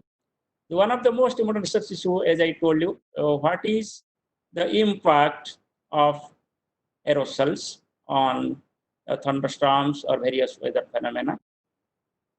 And then there is another research avenue where we have to find out what is the performance of various numerical weather prediction models in a reference framework. As my previous speaker was telling, COVID-19 has provided us a reference framework for the environment. Now, this is a reference, standard reference. Nothing happened. All are zero. From here, you can find out what is your inventory. So all these transport inventory, all the inventories of aerosols, even in the road scale or street scale, which are required for providing the air quality information and forecast, which are required to provide environmental forecast, etc. The COVID-19 has provided us a very good reference platform. With this reference platform, different types of numerical weather prediction models and different types of environmental prediction models can be assessed. Sensitivity tests can be carried out, and it will provide us to address the various physical processes dealt with the environmental parameters. And by the way, it will help us to improve the environmental monitoring and environmental forecasting. So these are the positive notes which we are getting from the COVID-19. I think I will stop here. I just wanted to discuss about the impact so far by COVID on the weather and climate parameters, and the weather and climate parameters influencing COVID, and challenges because of the disasters in the view of the COVID-19 scenario, the environment interaction with the COVID-19 and hence the challenges. And finally, I just want to say that there are various opportunities. And I just take this opportunity to inform you all that India Meteorological Department is very open to all the research communities. We are ready to provide the data to the research groups in a collaborative manner. It will be free of cost if somebody wants to carry out any research which is related to weather and climate and the environment. Only thing is that this is not commercial, this is research purpose. So especially for the institutes and colleges and universities, we are very open, we are ready for collaborations.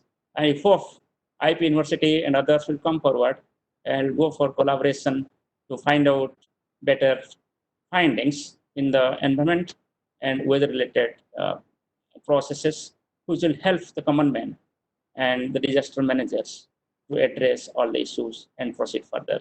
So thank you very much for giving an opportunity to talk to you and for listening me with patience. Thank you very much, sir, for your nice words. The sharing on effect of weather parameters on genesis and transmission of COVID-19, especially humidity and temperature, is very important and informative. I'm sure very soon we will gather knowledge on impacts of aerosols on COVID pandemic. Thank you, sir, for sharing with us various research issues to work upon and ready to share the data if anybody needs. I also congratulate sir for your success on recent cyclone Amphan. If we want to have a real picture of impact of COVID-19 pandemic on health issues of victims and how our health workers are handling that, other than a doctor from AIIMS, who else can educate us with this knowledge? We are privileged to have with us Dr. Anand Krishnan, Professor of Community Medicine at All India Institute of Medical Sciences, New Delhi, as our distinguished speaker. Professor Krishnan has worked hard to bridge the gap between medicine and society to championing the cause of public health. His work from community to global level has been recognized by peers through many awards and ovations. He has written extensively on ethics, equity, and humanism in health. Today, he will enlighten us with his words on science, policy, and public health lessons from COVID-19. I invite you, Professor Krishnan, to please share your lecture with us. Thank you. My slides can give the participants. Yes, sir, I have given you privilege to share. I have made you presenter, so you can go in the center left from the third from the left side, share content.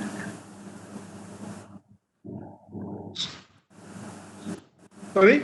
Third from the left is share content. So you can click on that and you can share your slides with us. Yes, sir, something is coming. This is a different presentation. I'll just shift to the one that. Okay. Take your time, sir.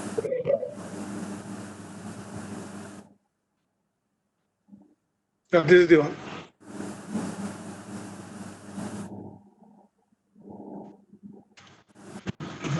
Everybody can see this presentation? No, sir, it's still not visible. My sense you are sharing your screen. So that black is your name is written and it is starting to share content. It will take a little bit of time. Okay. Till that you can introduce, start your talk. Yeah, thank you. Let me first congratulate the Indraprastha University, its Vice Chancellor, Dr. Mahesh Verma, and the Dean, Dr. N.C. Gupta, for having this wonderful conference, and also for inviting me to talk about something related to public health in this conference. My area of my talk would focus more on what we can learn from this COVID experience in public health, and how is it relevant in the environmental aspect component. So if people can see my screen, so science policy, I'm not really going to tell you about the numbers, the epidemiology of COVID, or how our health system is going to deal with it. I'm going to look at more abstract issues and not really number crunching. So, but some numbers, you all know that COVID is a global problem, and almost all countries in the world are facing it. Some countries more, some countries less. India is somewhere in between. And our challenge in COVID is to stop the viral transmission, because it's a new virus and we have no ability. It has completely freedom to go wherever it wants. And since it is not really a very fatal disease, our focus is to take care of infected persons, especially people at high risk who are elderly and people with comorbidities. Otherwise, the mortality is around 2 to 3%. And there is a lot of concern, but many of it is misplaced, and I'll talk about it later. But and obviously, health has been at the forefront of a crisis, and we are trying to upgrade our healthcare delivery systems, including laboratory capacities, healthcare capacities, ventilation, critical care, all of those things. But gradually, as things are moving, COVID has become less and less of a health problem, and is becoming more of a social and economic problem to the whole country as a whole. Look at the dimensions of COVID response. Obviously, one aspect is the health system strengthening. The other is the issue of public health approach to decision making, how we generate evidence, decisions based on those evidence, how we frame the message to the public. In terms of COVID, that's a very critical issue. How have we framed the COVID message to the public, and what is happening in a way of paranoia or this large fear which is gripping the whole parts of the country? Is it what we would have liked to do? Though one can argue that that is what has resulted in compliance to various interventions. But is fear the best emotion to target when we are looking at people to change behavior, public behaviors? Sir, can I disturb you one thing? Sir, you just and again reshare it, because it is not still not uploaded on the site. PPTs are not visible. Okay. So you just stop sharing and then re-share again. Yes, sir, it's coming. Right. I'm trying to see if I can share the file rather than the screen. I was trying to share the screen. Okay, sir. Okay. But maybe I might be able to share this.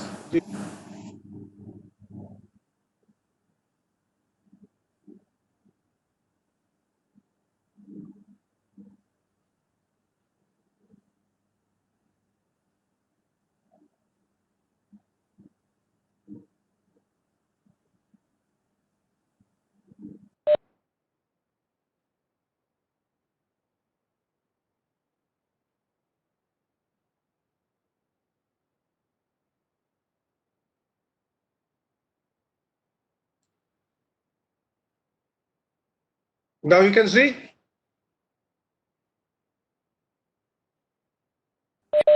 Got it, sir. Okay. So, but with this, maybe I will not have control of the slides. Yes, sir, you can continue. No, but do I have the control over the slides if I share the No, file no, with sir. you? No, sir. Control is at your side only.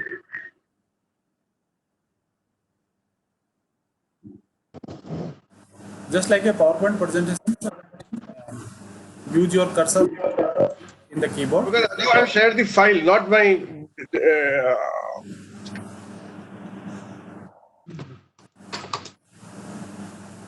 It doesn't. I have the control over the.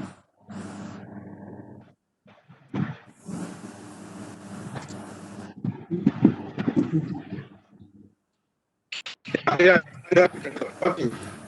Yes, sir, I can do it. So, Fine. No, no, I have it, no problem. Okay, sir, fine. So we looked at the public health policy making, and we looked at how evidence is generated and how we frame messages for the public to take appropriate action. We also have a socio-economic dimension of COVID, especially we see the loss of livelihood, workplace issues, and travel issues, but I'll come to them later on. So if you look at COVID and climate, or I will take some examples from environmental field to make some comparisons. One can argue that once we understand that COVID-19 is sort of a one-time phenomenon, it will become, once we go over this crisis, it will become one of the other diseases which we are faced with. One can argue that environment is actually responsible for more number of deaths than COVID would, definitely over a longer period of time. The deaths due to environment would be far more than COVID. But yet COVID has elicited a much stronger response about public health because of the time constraint which we are there. Yet we know in climate domain, the actions of the governments are not up to the mark, and they leave a lot to be desired. So definitely, clearly, number of deaths that the disease or a problem cause is not a metrics which is a very which may be important, but does not play a very decisive role in eliciting a response. We also expect that sometime once the deaths start going down, COVID response will also will come down and will probably normalize. So while we expect COVID, which is to become a routine problem over a period of time, our key problem with the environment is that it is a routine problem, and it is never going to be a new problem or an emerging or a serious problem. It will always fight with other conditions and will therefore not get the due attention that environmental health problems deserve because it has become a perennial problem. Now, I will use some examples from and see how we can apply it to environment using evidence generation, the use of epidemiology, science policy interface, equity, behavior change, and community participation. I will use examples from all of them and see what we have learned from COVID, how they apply to environment. Starting with modeling, I am sure many of you have done modeling in environmental field, but we definitely saw a lot of modeling being shown and shared during the period of COVID. I'm not necessarily appropriately or people could make any interpretations out of it. So while modelings are very useful and used for many diseases, including in environment and in COVID, used carefully because it is entirely based on the data which goes into the modeling. And we know that in COVID, there is a lot of areas where the data were not available and assumptions were not really appropriately made, resulting in a lot of doomsday predictions which have not really borne out with time, with the number of deaths which are predicted or number of cases. So definitely, while modeling is a useful thing, we seem to have not necessarily used it appropriately in terms of COVID. There were some corrections later on, and we did end up doing modeling in the later part of the epidemic, but that is true for all modeling. We are always good when we do modeling with some hindsight. But the whole purpose of modeling is to predict. But we always do better modeling when we are trying to fit historical data. And we don't do that well when we are trying to predict COVID or whether necessarily it is for environment. The other thing about modeling is that modeling is a very complex process, and almost nobody in the policy making actually understands modeling. But in the COVID case, the outputs were clearly number of cases and number of deaths. But we don't really have that kind of an output of modeling in environment which gets policymakers' attention. They gel with the policymakers that much. They are always suspicious of the modeling. Modeling can be used to prove anything. So while, for example, everybody in India probably, or every public knows what is R0 and what is flattening the curve, a term which probably most of you would not have heard about 3 months back. Today everybody knows it. They are related to modeling. So in a way, COVID has made modeling more popular, and people can build upon it and do really good modeling. They could actually also make their case much better than what we have been making a case in the environment field. So there's a reason for modelers that look into how we can improve modeling, and more importantly, communication of modeling. I think that is what is more important, that we need to communicate models much better. And that leads me to science policy interface. See, most of us who are attending this seminar are scientists, and whereas the taken by policymakers, we need to learn to communicate with policymakers much better. If we say that not enough has been done by policymakers in the environment, you might put the blame on the policymakers, but I would put the blame on scientists. That my point would be that they have communicated the importance in a way that policymakers listen. So we need to improve our communication skills while talking to policymakers. I will give you an example. I will take the use of masks, because masks is both relevant within COVID as well as in the air pollution field. It was the scientists, I would say, in most parts in the COVID, failed in conveying the use of masks. Scientists initially said that it is not useful for public, and we have come to a complete opposite decision now that everybody should wear masks. Is it based on? If it is based on evidence, why were we not recommending it at the beginning? So somehow and policymakers have chosen whatever they want to choose. If the scientists give a wide variety of opinions, policymakers will choose what they want to choose their point of view. For example, in climate, we know that there are some policymakers who do not believe in it. Similarly, whether it is use of hydroxychloroquine or BCG, there is a wide. The scientists don't speak in one voice. We speak in multiple voices, and policymakers are then confused, and then they decide to do whatever they want to do. So I think one of the things that we have to learn that we need to have better clarity from the scientists and be able to communicate it to policymakers in a very good manner. The question is also, many of the scientists are actually, we are not really trained to do this. Even though I am asking all of us to be better communicators, but none of the scientists are trained to be communicators. How do we become a communicator? The problem is that scientists actually work under no time pressure. We don't under public glare. We have no pressure to perform, whether or not we invent something or do salaries. Generally, most of us get. But policy answerable to public. And in COVID situation, we really saw that policymakers were asking scientists to give them evidence, but because they have to act, even if scientists say that mask is not useful, they caught on it and suggesting that it is useful, because that is what in a way would help convince the public that policymakers are doing something. So scientists have to be more. We are often dismissive of policymakers, and we think that us generating evidence is the keystone for making policies. whereas we should understand that policymakers work with a very, very different set of issues, and scientific evidence is just one part of decision making. So while publication is public appreciation is the metric for policymakers' performance. Video They मैं are of कर very रहा हूँ, different इससे आप things, देखो इनका दिखने लग गया, and we need to appreciate that. अब वो दिखने लगा, देखो, हाँ, ठीक, अब दिखने लगा. So again, as I said, policy making is a very messy process. Scientists are generally they want everything neat, tidy, logical, and we are not ready to engage in that messy process of policy making because we are neither trained for it nor do we have an appetite for it.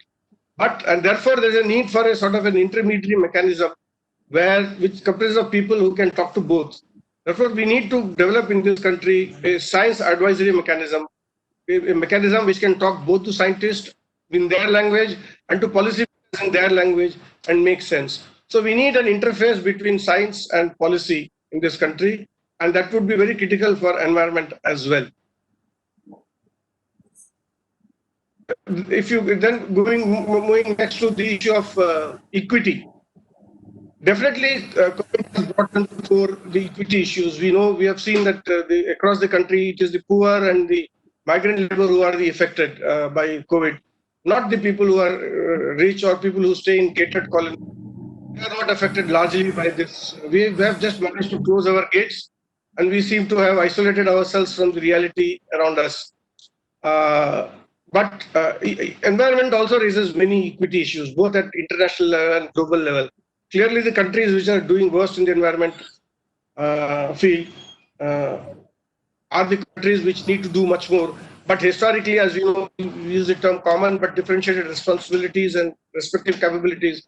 It is the developed countries who have the more capabilities, more technologies, more resources to address environment, whereas the need lies in the developing countries. So we need to learn both through COVID and in environmental teaches us to address equity if we want to really improve situation in the country. Next, coming to behavior, both environment and COVID behavior. In COVID, it's a good example. In COVID, we did it largely because of the fear. But as I said, fear is, most communication specialists will tell you, fear is not a good emotion to for a long-term change of behavior. It can only result in a short-term change of behavior. And I assure you, once this crisis goes, none of us would be wearing masks. Whereas environment is obviously is not, it's a long-term fear, and long-term fear is not really useful in changing behaviors. So how behavioral approaches to address long-term behavioral changes, both in environment and in infectious diseases, is something that we should ponder about. But see today between the air pollution field and COVID is the blame game. Everybody blames somebody else for the problem. India, world blames, US blames China, somebody other blames some other country. States blame center for delaying, allowing international passengers to come. State UP bans its border with Delhi. Haryana does the same. The high income group people believe that it is the lower income group which is the source of which is spreading the disease. So invariably, we never develop a consensus that this has to be fought together by all states, all people. It is the same problem with pollution. Some people, richer people think that it's a farmer's problem. Farmers believe that it is the state which is not doing the right thing, or it is a pollution problem caused by vehicles. And most of the solutions, whether it is COVID or environment, are top-down driven. We have used largely legal and mandatory provisions to deal with both the problems. But these kind of problems which need long-term behavioral change cannot be dealt with top-down solutions. We need to work for both as a bottoms-up solution, which is supported by a top-down approach, but it cannot entirely be a top-down driven solutions. So to end with my key messages, as scientists, we need to generate better evidence, frame them appropriately for the audience, whether it's public or policymakers, develop science policy interface so that the science gets communicated to the people better, and look at more of a approach which is supported by a top-down approach, community participation as a way to solve this kind of problems. Thank you for giving me this opportunity.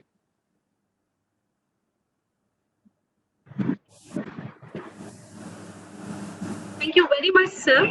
Now, after listening to your words, I'm sure our participants might have got a detailed knowledge about health impacts of this deadly virus and also various research ideas where scientists can work upon to find research solutions to address this issue and communicate them to policymakers, since communication is very important. Now, I would like to request our Honorable Vice Chancellor, Padma Shri Professor Dr. Mahesh Verma, to please say a word of wisdom about this inaugural session. Sir, please. Thank you, Anshu. I know we are all running late. We have delayed our session quite a bit, but I think this has been a great learning. We had four, top-notch speakers, keynote speakers, opinion makers who touched a different perspective, all in different directions. But the cause was common, and cause was environment related to COVID. And I would just like to highlight some of the key points which was raised by our valued speakers. We had a very ebullient Professor C.K. Varshney, who said that it is the corona who has brought us all together, and growthomania has melted. He said, shaken faith in ourselves, and it has brought miseries. And it has affected environment a lot. Himalayas, birds, fishes are again active again. But all this is only temporary. So there's an element of fear that everything we will go back to what was earlier. We are all enjoying. Animals are also having a good time. All very refreshing. But in the last 4 months, many lessons have been learned. Economic, geopolitics, human life, all are together. They're all interconnected and all are part of this very ecosystem. Very important message. Each one has to be respected and given a space. Given a space, yet we are all connected. He also said that corona is also part of biodiversity. We are saying, okay, let us promote biodiversity, but corona is also part of that. So you cannot say that this is something very unwelcome. Any amount of wealth, technology, and weapon is useless to deal with problem of this nature if we follow the path of growthomania. You may have anything. You may be the biggest countries of the world, biggest nation of the world, but still all this will be of no use unless we have concern about environment. All depend on environment, human growth, technology, everything is all connected with environment. Require services of, we require attitudinal change and behavioral changes if we have to take care of environment. He gave an example of a cyclone Amphan. He said, what happened? Finally, how the cyclone was managed? It was managed because of the mangrove in Sundarbans. It created havoc, but finally it slowed down. Why? Because of the flora and fauna which was there. So again, the nature only took care of the Amphan. He also giving example of Delhi, where the rising temperatures, which is affecting our health. So what is the red alert? Red alert is to keep safe, and how it can be safe, environment has to be kept. He gave example of smart cities. He said, okay, smart cities will be no longer smart cities unless we take care of these issues. He said in this time, children have been affected most. There have been health issues because of the sudden change in e-mode of learning. There has been a lot of environment issues, opportunity to look with a different perspective, environment, ensure integrity of ecosystem is maintained, water of good quality to be preserved. Water is a big issue. A large number of fish is filling our oceans. What is going to happen? The overshooting of fish, how is it going to impact the nature, the environment is yet to be seen. He also gave example of all the meat which is not being used. So what is happening to the piglets and all these hens and bees and all those things? How is it going to bring about environment concern? Biosafety issues to be given more importance, and illegal trade of animals, selling. Very important message. He said, they're brought together. So what happened? The virus or bacteria jump from one animal to another, and that is a perfect ground for to get into humans. biodiversity is great resistance for human life. So only medicine is not allopathy or Ayurveda. The medicine is biodiversity. We have to keep many issues we need to be tackling, and all we have to join together in caring and sharing nature and earth to move forward symbiotically. It's all symbiotic relationship. That was his parting statement. Then we had a very interesting lecture by Dr. V.K. Jain, who said we are grappling with new situation and there has been a considerable improvement in environment. But on the flip side of the current situation, the great opportunity for us to, for us to do some studies, because basically for academic institution, because this is the current data is serving as a data data during the minimal human intervention. So it is a great time to gather this data and extrapolate it for our future research, carry out certain modeling exercises using these parameters. One should have indicated that carbon emission has come down almost 6.7% globally. And by one estimate, we want it to be much more by 2030, which is part of the Sustainable Development Goals. And he also said that same is true with nitrous oxide and also with carbon monoxide emission. Absolute humidity is also is assisting spread of coronavirus, he said. But then Mr. Mohapatra said, no, there is no relation with temperature. And he said there are 17 sustainable development goals, and each one of the goal is a great opportunity for all alma mater, our universities to take up topics for research in our respective fields, and also opportunity to look at spread, how the spread of COVID is happening, whether it is happening through dust or happening through aerosols which are sticking to surface, how the dispersion of aerosols. So all these are a great opportunity for us to do some research studies. He finally ended by saying that technology may have the solution to manage the change, but most important is attitudinal change to carry out, take tasks without harming the environment. Ultimately, it all begins about environment and how do we to change our behavior so that environment is not impacted. Then we had Dr. Mohapatra, almost on a different dimension. He talked about Indian weather parameters and COVID, really, because we'd never thought of these meteorological data. And he said environment is everything around us, including, and weather and climate is impacted by COVID. Whether COVID is affected by meteorological data, nobody ever thought of it. Parameters, does it influence them? He negated that temperature and humidity does not is not affected, is not connected with the spread, contrary to initial belief. Initially we thought garmi aayegi to COVID mar jayega, but that has not happened. And he said the meteorological parameters are not affecting the spread, and weather and climate is monitored through. He said he also gave us how the parameters are assessed, and he said there are two kinds of observatories, one are manned and one are automatic.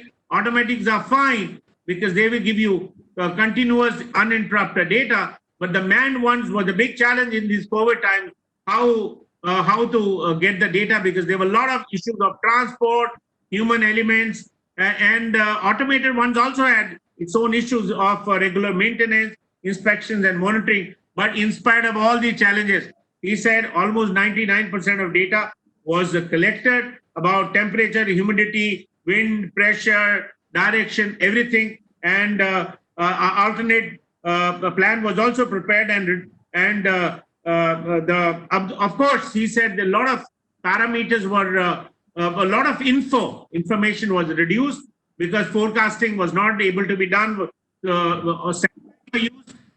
the aircrafts were not being used. Almost 80% data was missing because it is impacting the forecasting almost 10 to 15%.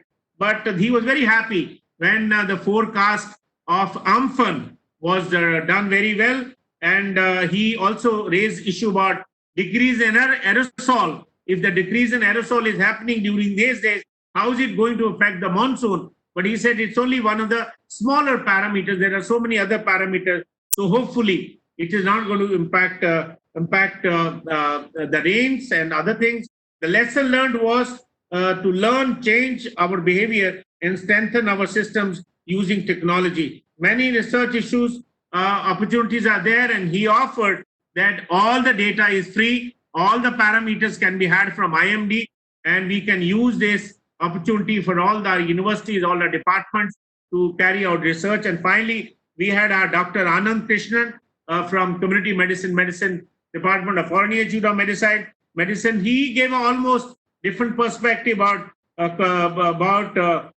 he talked about science, policy, and public health, and he gave many examples of evidence-based relation to COVID modeling. He said modeling, earlier we were doing modeling only on assumptions, and today we have certain data which we can use for future collating. He also gave that this is the opportunity to communicate with policymakers, which were not happening. And he said there's policymakers and scientists, they're never always together, because they say something and policymakers accept something, whatever they like, which is that both must meet together. He also said a problem of an equity issue, a blame game, equity issue between poor, rich, and blame game where everybody is blaming that it is because of him, because of that, because of this.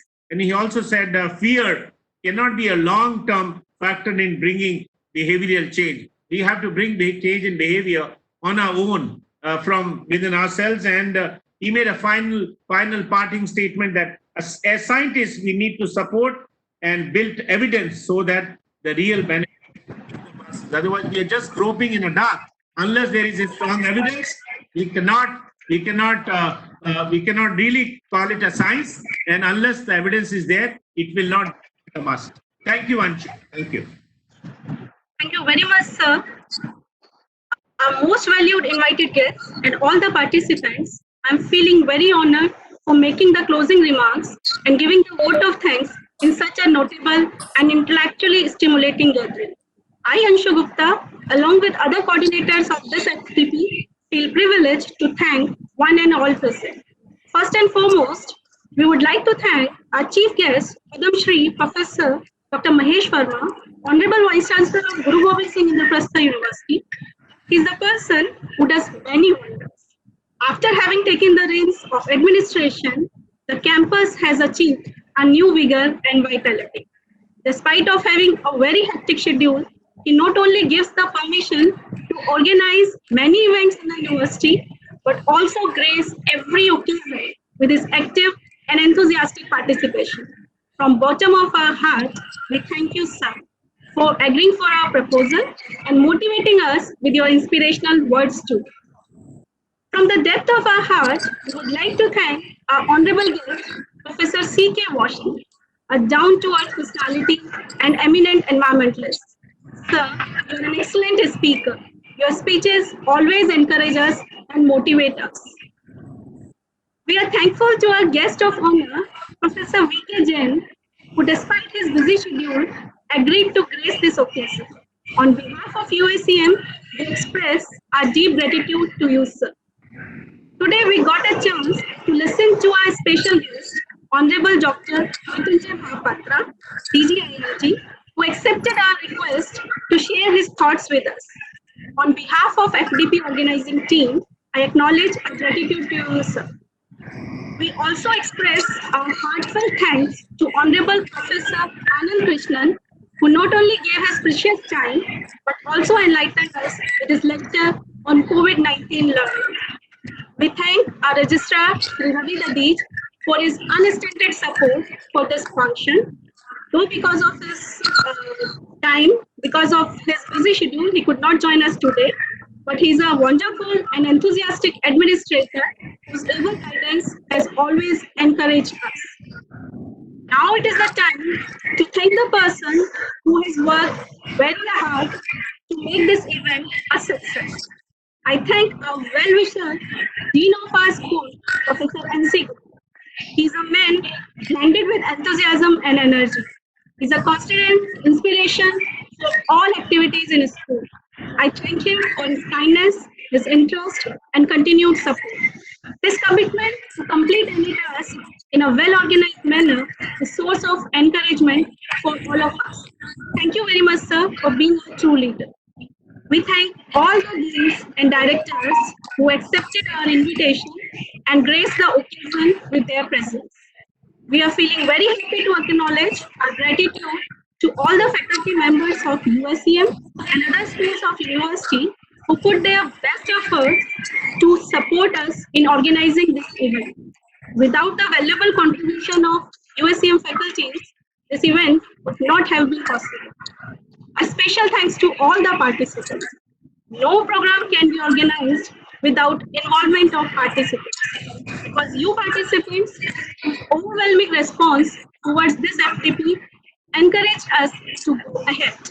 Here I would like to highlight that this is the first faculty development program being organized by our department. And within few hours of opening of link, we had to close the registration due to very large number of registrations and participants. Thank you so much. We also thank non-teaching staff of USCM and other administrative staff of GGSIP University for their support.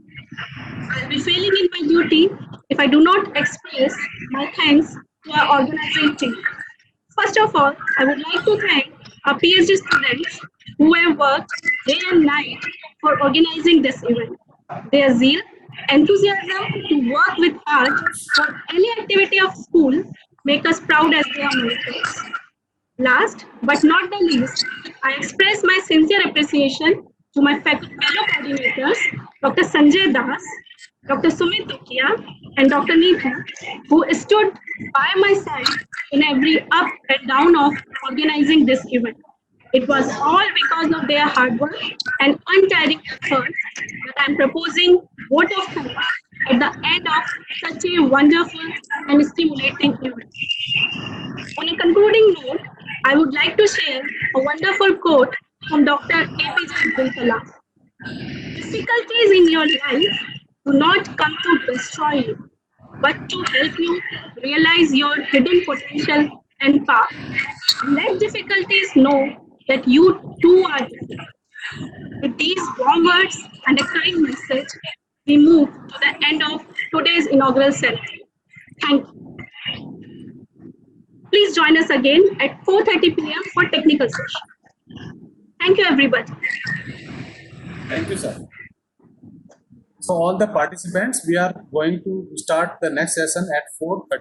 Right now 4:25. So within like maximum 10 minutes, you just rejoin again. Or if you want to be in the session, you just in the session, because we are having another speaker and another session at 4:30. So we are having 3 speakers. All of them are going to speak on various aspects of animal transmitted viruses to human beings. So it will be a very interesting session for all of us. So rejoin us within 10 minutes.